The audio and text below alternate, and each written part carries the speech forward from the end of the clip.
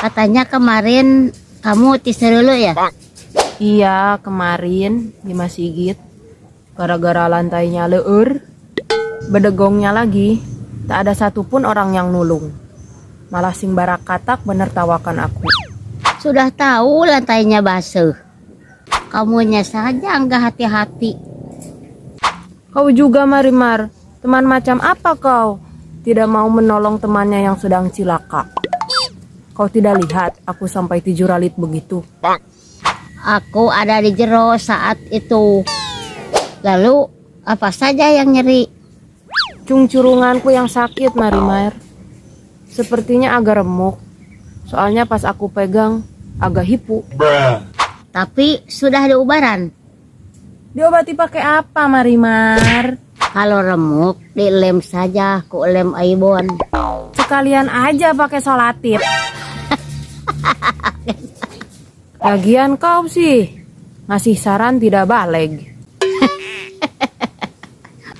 Kenapa kamu kemarin salat sunat pakai mukena cetian? Kamu kan punya yang butuh. Kemarin itu aku buru-buru Marimar. Aku kaberangan. Kalau mau menghadap Tuhan, kenakanlah pakaian terbaik, termasuk mukena. Kau ini Marimar, kan sudah aku bejakan barusan. Kemarin aku kaberangan.